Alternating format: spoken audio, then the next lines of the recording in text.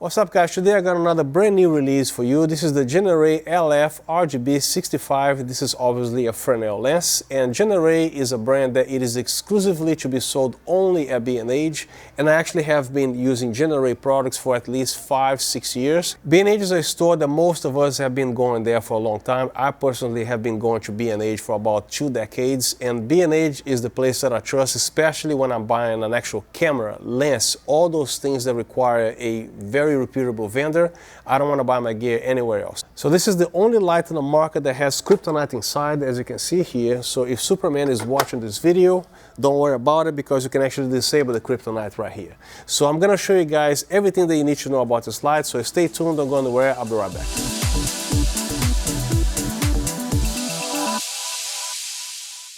And the usual disclaimer, Genaray sent me these lights for me to test and review. I don't get paid to say anything. This video is not sponsored by Genaray, and all my words and opinions, they are my own. And to keep this video going, if you're interested in seeing all the specifications, pause the screen, because I'm going to be leaving everything they want to see right here. I'm shooting with the Canon EOS R3 and with the 24-105 lens, and as you know, the minimum aperture is f4, and to expose the background properly, I have to set the ISO to 800. And the first thing that I like about this light is because it is an RGB Fresnel light. As far as Fresnel light goes, I don't think there's a lot of options out there, and especially for this price of $699, again, I don't see many options out there. Most RGB lights that I've seen on B&H and Amazon, they go at least $1,000, $1,500, $2,000. And this is a 200-watt light. And right now, as you can see, I actually have the perfect exposure with this green RGB here, because the light is set to 1%. And I also like the fact that I can actually dim this light all the way to 1%. And this 1%, because it is so dim, it lets me also properly expose this green here instead of washing everything out. And for $699, RGB plus CCT, you probably expect this body to be made all plasticky, but it's not. Everything from front to back, top to bottom, is made of metal. This Fresnel is actually made of a true borosilicate, 6.5 inches in diameter, and on the back here, this is where you actually adjust the actual beam from 25 degrees to 65 degrees. To set it to the full 65 degrees, simply rotate the knob counterclockwise or rotate clockwise to be back to 25 degrees. This light ranges in color temperature from 2800 degrees Kelvin to 6500 degrees Kelvin, plus it's got RGB, and also has an onboard DMX control, and also 15 animated effects and 22 gel effects, and it is a 200-watt light,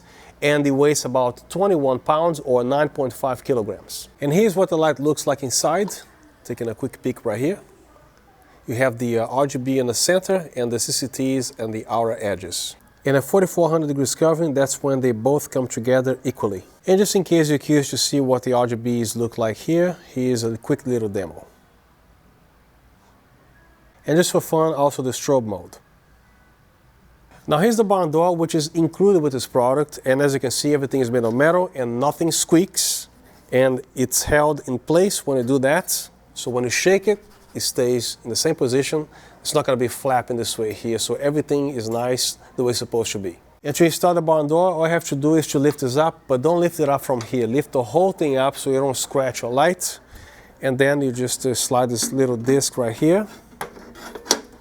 And then put this back. And of course you can rotate this 360 degrees. So if you're new to Fresnel lights, there are many ways to utilize these Fresnel lights. And of course, as you know, this is hard light right now. So number one, you can actually flood stuff in the background there. And if your project or movie scene requires hard light shining on people, of course you can actually do that. I don't have the proper exposure right now, but you know what I mean. Now, if you want to use these lights as a beautiful key light, I actually have a card, a white card right here, with the light bouncing off of it. And then, as you can see, it provides a beautiful soft light. And the bigger the source, the bigger the card, the bigger and softer the light will be. For example, if you want to light a beautiful scene in a restaurant, in a movie, all you have to do is to put one of those big white frames there, usually above, because light comes from above. So you just shine the light over there, pretending there's a card in a wall there. And then you have the beautiful source of light bouncing back. Right now, I just put a standard reflector very quickly over there. So this is what it looks like right there. So, and I'm shining some light over there, right? And this is what you get. Also, when you bring that source closer to you, also you're going to have a bigger and softer light source. And here's the light very quickly bounced at the reflector here, and this is when you use barn doors to avoid flare on your camera, right? And you can also use the wide side of the reflector as well. So here's what it looks like just as an option. So it looks like this here. Now if you want to do a key light beautifully diffused with the LF RGB 65, that's the result right here. All I'm using is a single collapsible diffuser, nothing else, there's no fill-ins here. The light is currently set to 25-degree beam angle, and I made sure the entire surface of this diffuser is being covered, and it's placed about 45 degrees this way, and I'm not using anything else. All you see is this particular light through the reflector. And of course you can actually do a fill light, or you can actually move the light to any position they want. If you want a more dramatic look, put the light this way. For a more flat look, put the light as close as possible to on camera, like center axis. And again, I'm shooting with a Canon EOS R3, and I love this picture profile called Cinetech. So it does its own thing regarding the colors, but this is the colors they look like right now with that particular profile. Many of you guys use LUTs or other things in post-production, which will always change the look of the color and everything else. So right now, with my particular taste, it looks like this here. And here's another example, just in case you're working on a smaller space. And this is a very small white little card here, and this is the result that you get. The light is simply aiming towards the card.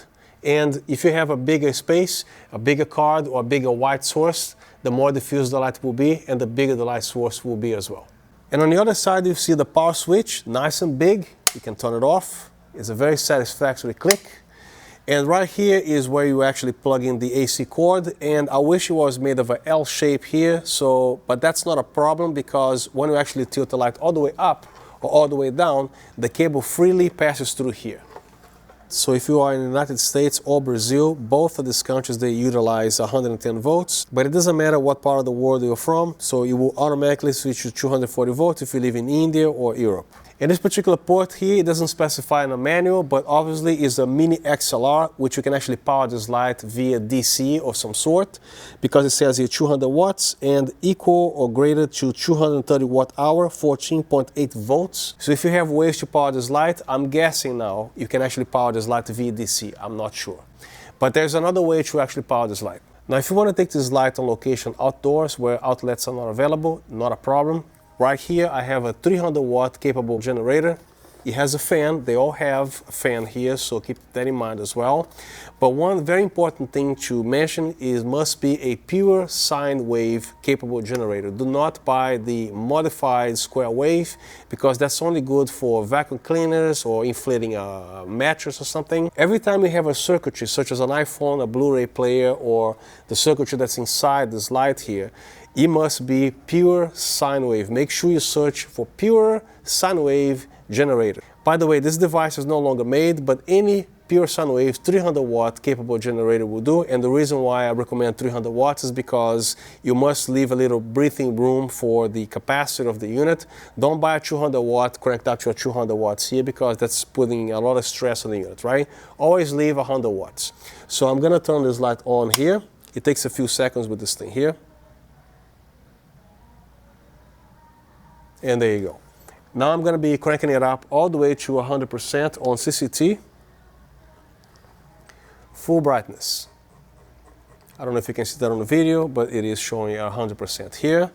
And problem solved. You can actually take this light on location, and it is a cheaper solution than a V-mount is. So right now I'm all the way in the back right here, so I'm going to be showing you guys how far away the light is from here. So in meters, a meter is almost equal to a yard, if you will. So 1, 2, 3, 4, 5, 6, 7, 8, 9, 10, 11, 12, 13, 14, 15, 16, 17, 18, 19 meters away from that background right there, right?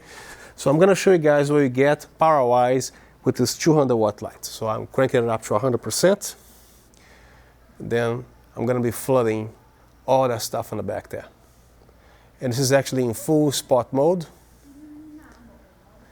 and in full flood mode.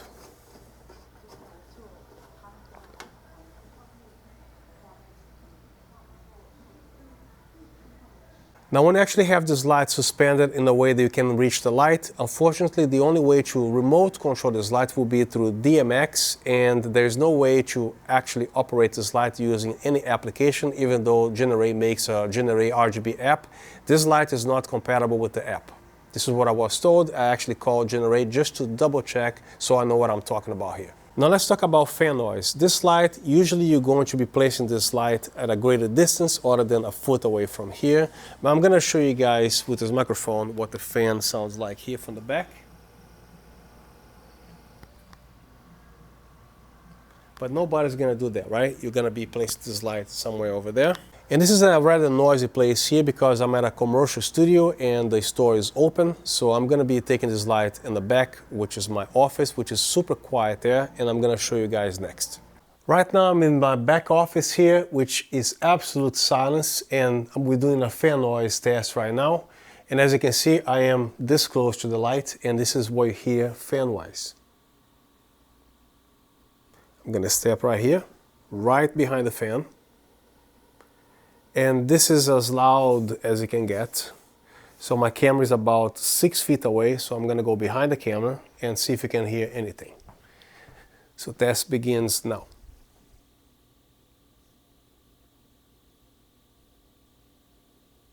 So what I can hear is just a little bit other than a fan noise. There's more like a mechanical something else going on here, but I don't think that's going to be a problem at all. So I'm going to go back to the back of the camera here. And then I'm going to be speaking, right? So it shouldn't affect anything. You should not have a problem with fan noise. Now I'm going to whisper just in case. So right now I'm doing a test here to see if the fan noise is going to get in the way. So I don't think that's going to be a problem. So that's my opinion. So here are the controls of the light. They are pretty easy. So to select, you use the mode button. So right now I'm on number 1, which is CCT. So if you take more than 10 seconds to make a decision, this is going to go back to whatever it was before here. So here are the modes. First is the CCT mode. Second one is the CCT hue shift, which means you can actually adjust the green magenta correction. I'll go back to that in a second. And then the flash mode, DMX address, and then back to CCT. So CCT mode, you hit confirm, hit the color knob here from 2800 Kelvin all the way to 6500 degrees Kelvin. And then the brightness from 0 to 10% and then 5% increments all the way to 100% very quickly. Then you press mode again. Number 2 is the CCT hue shift, and then you hit confirm. Don't forget the confirm button. And to adjust to what you want, you gotta rotate this knob, which right now is selected to the intensity. Rotate again, that's the color temperature. And then to adjust the green magenta correction, you can do that as well. And then you just select here. This is full green and then full magenta. Then the next one will be the flash mode. Press confirm, and then you can actually adjust the frequency with the brightness knob here. So from the very slowest, mid-range, to a maximum of number 9. Next mode will be DMX address. Hit confirm, and then you adjust the address with this knob right here. And then for the decimals, just rotate it to the left, and then again to the left, and that's it. Now to go to the RGB, hit the RGB CCT button, and then you actually have the mode, which is the HSI mode, and then RGB mode, gel mode, SFX mode, which is the effects, and then again DMX address. So the HSI mode, click confirm, and then with the same knob, rotating to the right to adjust the hue, saturation, and intensity. The next mode will be the RGB mode. Don't forget to confirm. To adjust the colors, you simply rotate this knob to the left or right. So to adjust the blue, you have it here. Then the green. And then the red.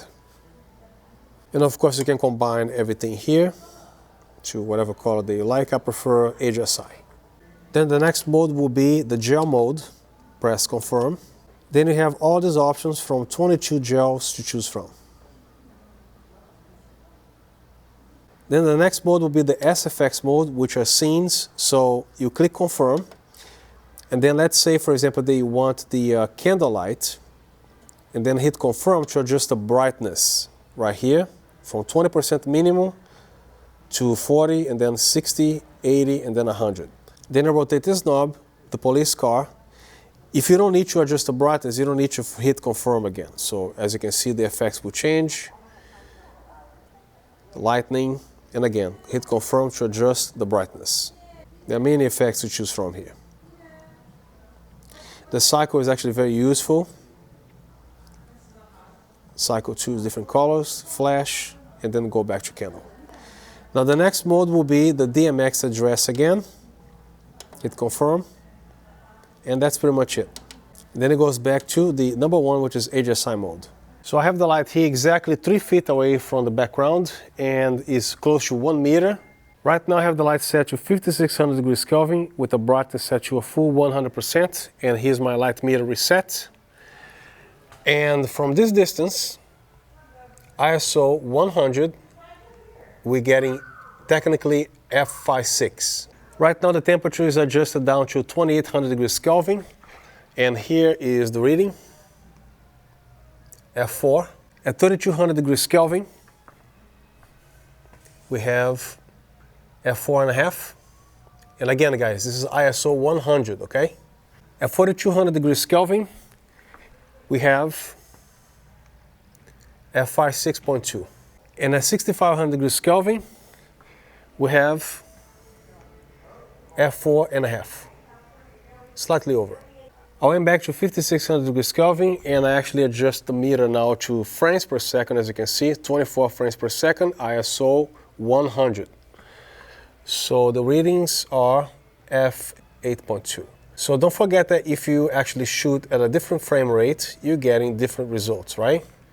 And right now I have the barn doors installed. For a Fresnel to work properly, you have to flood to 65 degrees or as far as you can go, never on spot mode.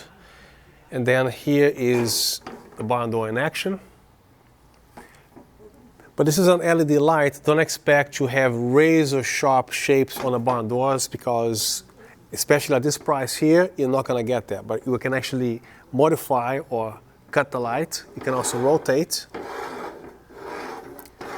or you can also do this here.